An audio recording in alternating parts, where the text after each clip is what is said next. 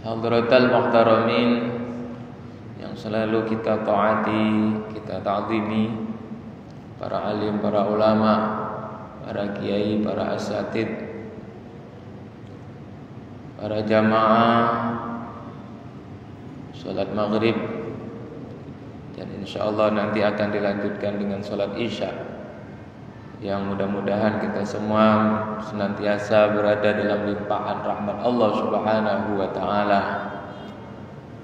Puji syukur alhamdulillah kita bisa melanjutkan majelis ilmu kita.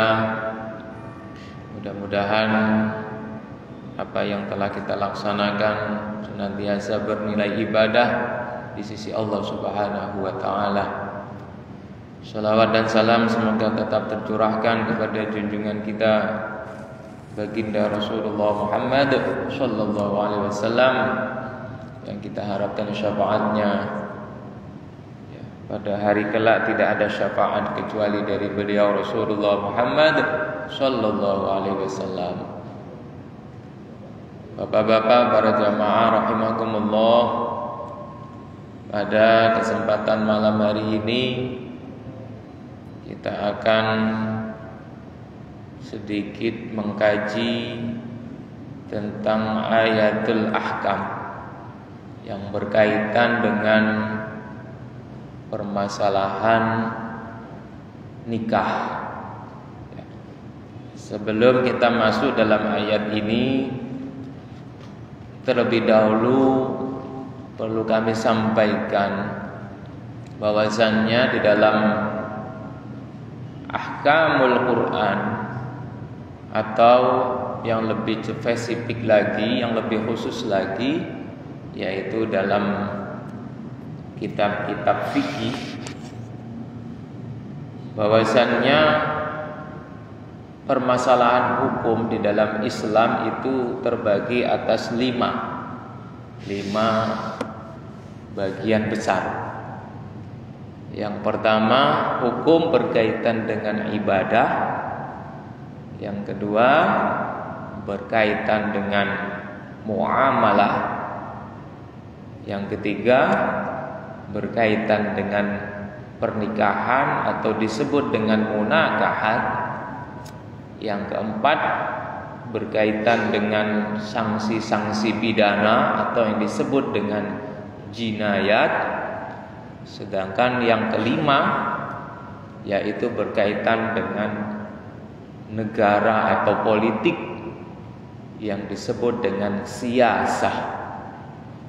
Jadi 5 permasalahan besar inilah yang menjadi tema pembahasan dalam hukum Islam yang diistilahkan dalam Islam dengan fikih atau ilmu fikih. Ibadah yaitu mencakup mulai dari sholat, puasa, haji, zakat, dan ibadah-ibadah yang lainnya. Muamalah mencakup tentang jual beli, tentang transaksi, yang mana semakin berkembang sekarang dengan adanya internet, online, dan lain sebagainya. Munakahat yaitu permasalahan keluarga, mulai dari nikah, talak, cerai, kemudian hak asuh anak dan lain sebagainya. Itu dibahas dalam munakahat. Jinayat berkaitan dengan tindak pidana, pembunuhan, pencurian, kemudian penuduhan zina dan lain sebagainya. Baru yang terakhir, politik negara, tentang sistem negara, tentang pengangkatan imam pemimpin dalam Islam, yang itu dibahas dalam siyasah. Nah itu. Jadi kalau kita lihat, memang Islam itu agama yang ajarannya itu kafah, benar-benar mencakup semua aspek kehidupan. Mulai dari tatanan ibadah sampai dengan tatanan negara. Para jamaah rahimakumullah, selanjutnya kita akan membahas tentang ayat yang berkaitan dengan pernikahan, yaitu di dalam surah An-Nisa.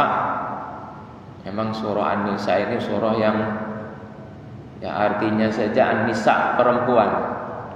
Berarti di dalamnya itu banyak sekali membahas tentang perempuan, pernikahan, hubungan suami istri. Itu memang banyak dibahas hukum-hukumnya itu dalam surah An-Nisa. Di dalam surah An-Nisa ayat 19 sampai dengan ayat 24, yaitu yang berbunyi, A'udzubillahi minasyaitonir rajim. Bismillahirrahmanirrahim. Ya ayyuhalladzina amanu la yahillu lakum an taridun nisaa karha wa la ta'dhuluhunna litadhhabu bi ba'dhi ma ataytumuhunna illa an ya'tina bi fahishatin mubayyinah wa 'ashiruhunna bil ma'ruf فَإِنْ كَرِهْتُمُوهُنَّ فَعَسَىٰ أَنْ تَكْرَهُوا شَيْئًا وَيَجْعَلَ اللَّهُ فِيهِ خَيْرًا كَثِيرًا. Ayat 19 ini yaitu ayat yang mengetengahkan tentang larangan menjadikan istri sebagai warisan. Nah, jadi ini gambaran-gambaran tradisi-tradisi jahiliyah yang kemudian datang Islam, tradisi jahiliyah itu dirubah. Ya. Yang pertama apa? Ya ayyuhalladzina amanu la yahillu lakum an tarithun nisaa karha. Wahai orang-orang yang beriman, tidak halal bagi kalian, tidak boleh bagi kalian mewaris istri orang dengan cara paksa. Jadi ketika sebelum datang Islam itu, yaitu masa-masa jahiliyah, itu ketika ada suami meninggal dunia, istrinya ini itu menjadi warisan. Warisan untuk siapa? Jadi yang berhak mendapatkan istri yang ditinggal mati suami tadi, ini adalah yang pertama, yaitu putra dari laki-laki yang meninggal itu, anaknya. Kalau tidak anaknya, yang berhak adalah wali dari laki-laki itu, yaitu orang tuanya. Jadi ini tradisi jahiliyah. Jadi ketika ada perempuan ditinggal suami, meninggal dunia alias janda. Nah, janda ini menjadi miliknya. Kalau ada anaknya, anak dari laki-laki meninggal itu bisa jadi ibunya ini ibu tiri, ibu tiri janda, jadi haknya anak tiri itu. Ini tradisi jahiliyah. Kalau tidak, menjadi hak dari mertuanya, mertua yang anaknya itu meninggal tadi. Nah, ini tradisi yang menurut pertimbangan akal dan adat sekarang jelas tidak layak atau tidak pantas. Nah, akhirnya Islam datang dengan ayat ini melarang kalau istri itu dijadikan warisan. Sebagaimana di dalam sebuah riwayat asbabun nuzulnya itu disebutkan, kana ahlul jahiliyah idza mata ar-rajulu kana awliya'uhu ahaqqu bimra'atihi in syaa'a ba'dhum tazawwajaha wa in sya'u zawwajuha. Jadi menjadi hak dari mertuanya boleh saja mertuanya itu menikahi istri anaknya tadi, atau dinikahkan dengan orang lain. Yang mana nanti maharnya, tradisi jahiliyah, maharnya itu diambil oleh mertuanya itu. Nah, ini luar biasa memang tradisi jahiliyah itu benar-benar merendahkan kaum wanita, ya, merendahkan wanita, perempuan. Ya.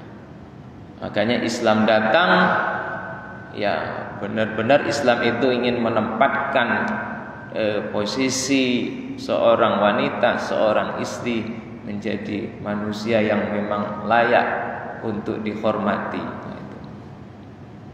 Jadi pertama melarang istri dijadikan warisan. Nah, itu. Nah, kalau Islam gimana kalau ada istri yang ditinggal mati suaminya? Makanya kembali kepada hak dari orang tua istri tersebut. Jadi seorang janda suaminya meninggal, ya kembali haknya siapa itu?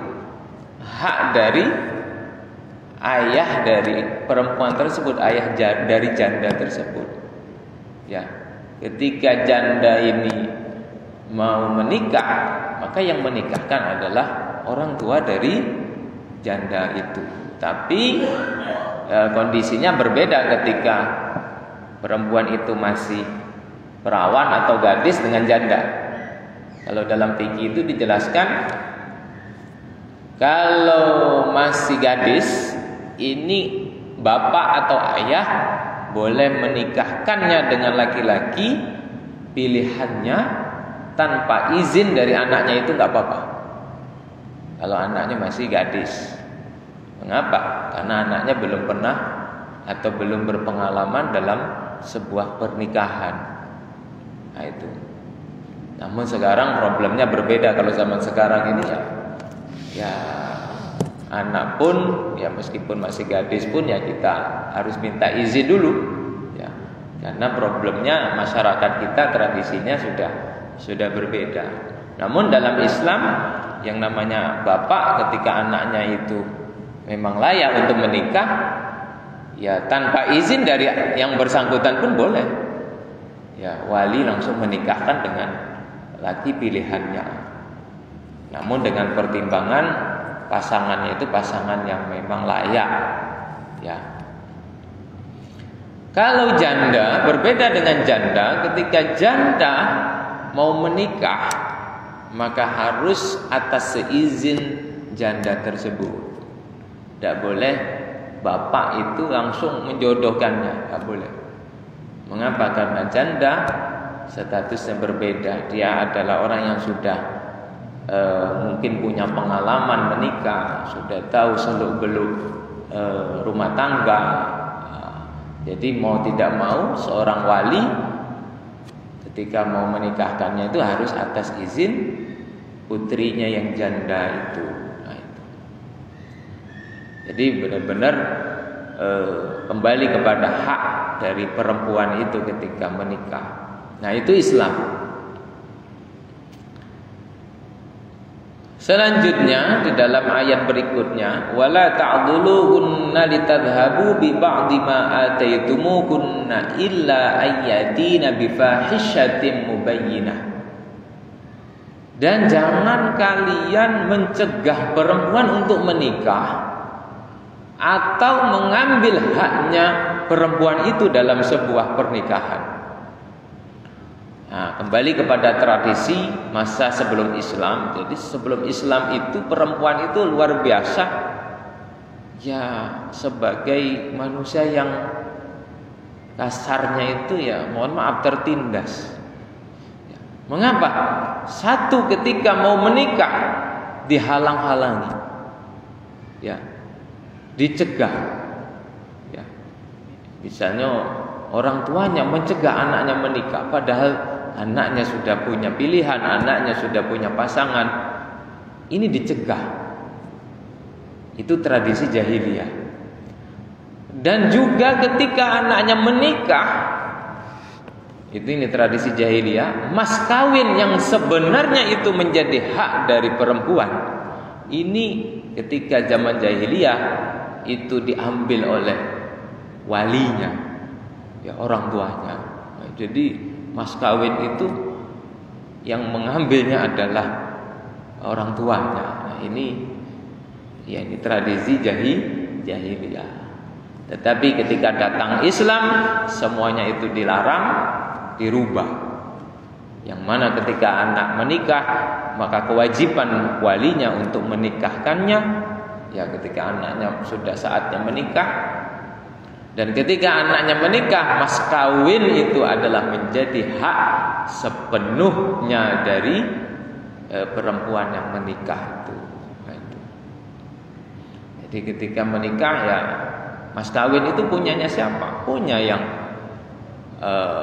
pengantin perempuan itu. Bahkan suami pun tidak bisa ya mengambilnya, ya mengambil hak perempuan tersebut. Jadi dalam pernikahan itu salah satu yang wajib harus ada adalah mahar atau mas kawin. Tapi ketika akad, ini yang perlu dipahami. Jadi mas kawin itu harus ada, tetapi ketika akad tidak harus disebutkan. Jadi menyebutkan mas kawin dalam akad itu hukumnya sunnah. Misalnya kalau cara kita kan, misalnya wali berkata, ya Ahmad, wahai Ahmad, saya nikahkan putri saya denganmu. Ya, putri saya yang bernama Fatimah denganmu dengan mas kawin misalnya 5 juta rupiah dibayar tunai. Nah, itu. Berarti itu hukumnya sunnah menyebutkan mas kawin. Kalaupun tidak disebutkan, sah akad itu. Sah. Misalnya, ya Ahmad, saya nikahkan putri saya Fatimah denganmu. Ya. Langsung misalnya suaminya, saya terima nikahnya, itu sah. Ya, secara hukum sah. Nah, namun dalam realisasinya tetap seorang suami wajib memberi mas kawin atau mahar kepada istrinya. Loh, kalau tidak disebutkan, ada sebuah pertanyaan, kalau tidak disebutkan berapa terus maharnya? Nah, itu kan tidak disebut ketika akad. Sedangkan yang namanya mahar atau mas kawin itu wajib. Maka menurut ketentuan fikih, ketika ada mahar tidak ditentukan atau tidak disebutkan, maka berapa yang wajib? Yang wajib adalah mahar mithil. Jadi ada istilah dalam bab nikah itu namanya mahar mithil. Mahar mithil itu mahar atau mas kawin yang sepadan dengan perempuan di antara keluarganya. Ya, misalnya ada ayunya yang sudah nikah, berapa maharnya? Oh, maharnya biasanya 1 suku emas, berarti sesuku emas. Nah, itu biasanya kan kita dalam tradisi adat masing-masing ada ukurannya itu. Ya, biasanya tradisi keluarga ini berapa maharnya, keluarga itu berapa maharnya. Nah, kalau misalnya keluarganya tidak ada yang menikah, misalnya siapa? Ya tetangganya. Tetangganya itu kanan kirinya kira-kira yang sudah menikah itu maharnya berapa. Nah, itulah yang namanya mahar mithil. Memang seyogyanya yang namanya mahar itu ya mengikuti tradisi adat yang berlaku. Nah, itu. Namun dalam Islam sendiri tidak ada batasan berapa maksimalnya atau minimalnya. Itu tidak ada batasannya. Jadi dengan tradisi jahiliyah yang orang tua mengambil hak dari anaknya yang menikah itu, ini sangat bertentangan dengan aturan Islam yang kemudian dilarang di dalam ayat ini. illa ayatina bi fahishatin mubayyinah, kecuali ketika ada hal-hal yang perilaku-perilaku buruk dari seorang istri. Jadi seperti ini. Jadi hak yang diambil dari istri itu pada masa jahiliyah itu bukan hanya mahar, tetapi nafkah pun sering dilalaikan oleh seorang suami. Tetapi ketika Islam datang, maka dirubah hukum itu, yang namanya suami harus ngasih mahar kepada istrinya dengan penuh, ya tidak dikurangi sedikit pun, dan juga ngasih nafkah kepada istrinya secara sempurna, ya mulai dari makan, kemudian pakaian, kemudian tempat. Ini bagian dari nafkah yang menjadi kewajiban seorang suami. Illa ayatina bi fahishatin mubayyinah, kecuali istrinya ini melakukan hal-hal yang melanggar, dalam arti kalau dalam istilah fikih itu namanya nusyuz.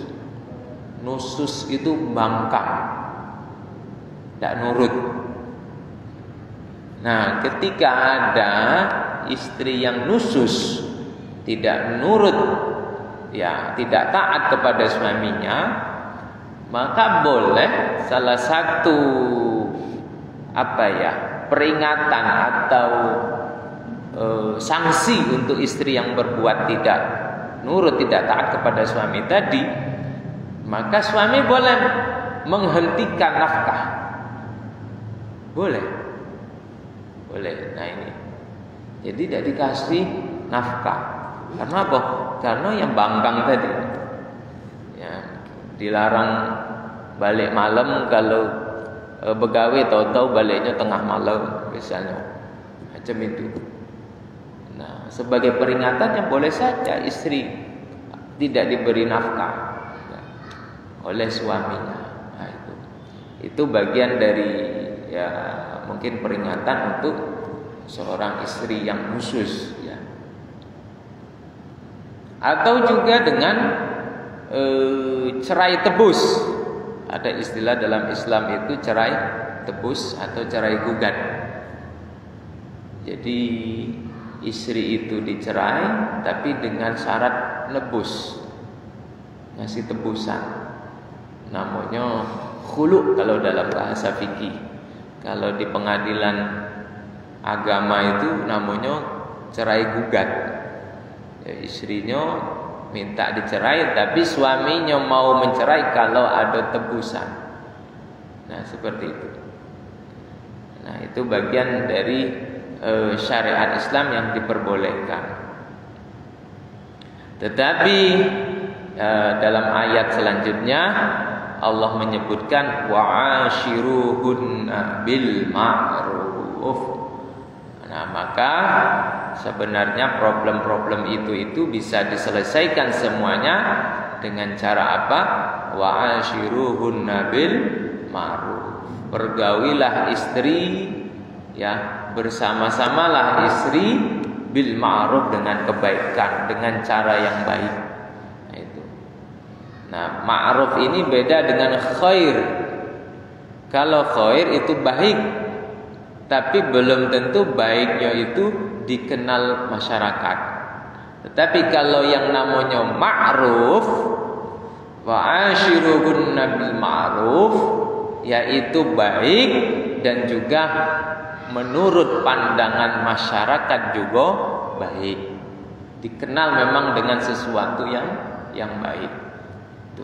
Karena terkadang kebaikan itu menurut pribadi suami baik, tapi belum tentu dengan pribadi istri, belum tentu dengan pandangan orang baik. Nah, tetapi yang dikatakan ma'ruf ini kan perintahnya kita disuruh pergauli istri dengan ma'ruf. Ma'ruf itu maksudnya sesuatu itu, cara itu baik, bukan menurut pandangan kita saja, ya, Bukan hanya menurut pandangan agama saja, tetapi juga pandangan masyarakat juga baik. Nah, makanya ma'ruf ini lebih luas sebenarnya, yaitu wa ashiruhun bil ma'ruf. Fa in karihtumuhunna fa'asa an takrahu syai'an wa yaj'alallahu fihi khairan katsira. Maka apabila kalian membenci istri atau ada yang tidak senang dari istri, maka jangan langsung ditalak jangan langsung dicerai. Tetapi kita diperintahkan untuk sabar. Ini perintah agama. Karena apa? Karena yang namanya manusia itu memang ya pasti ada kurang, pasti ada lebih. Nah, ketika kita merasa kok tidak senang dengan kekurangan, ada hal-hal yang tidak kita senangi dari istri, maka fa'asa an takrahu syai'an wa yaj'alallahu fihi khairan katsira. Jangan-jangan di dalam apa yang kalian tidak senangi itu Allah menjadikan sebuah kebaikan yang banyak. Jadi ketika ada kekurangan dari pasangan, ya mungkin istri, atau kalau istri berarti suaminya yang kurang, maka tindakan yang diajarkan oleh Islam apa? Bersabar. Mengapa? Karena jangan-jangan dari kekurangan itu ada sebuah kebaikan yang besar. Dengan kesabaran itu muncullah kemuliaan-kemuliaan. Sebagian riwayat, dan ini masyhur, salah satu hal ini di dalam kitab itu banyak diceritakan. Salah satu hal yang mengantarkan derajat laki-laki menjadi seorang kekasih Allah atau waliullah itu apa? Dikarenakan kesabarannya menghadapi perilaku istri yang tidak baik. Ini ada sebuah kisah cerita seorang waliullah itu diuji oleh Allah. Dia punya istri yang akhlaknya luar biasa jeleknya. Ya mulutnya mudah ngomong yang jelek, mudah mencaci, perilakunya juga jelek. Tetapi dengan kesabarannya suaminya itu, Allah mengangkat derajatnya menjadi kekasihnya. Salah satu karomah yang diberikan oleh Allah yaitu laki-laki tersebut seorang pencari kayu bakar di hutan. Setiap dia mencari kayu bakar, yang membawa kayu bakarnya itu adalah seekor harimau. Harimau, binatang buas itu bisa tunduk taat patuh kepada laki-laki itu, sehingga mau bawa kayu bakarnya itu sampai rumah. Ini merupakan karomah. Kalau dalam istilah wali itu kan karomah itu. Lantaran apa?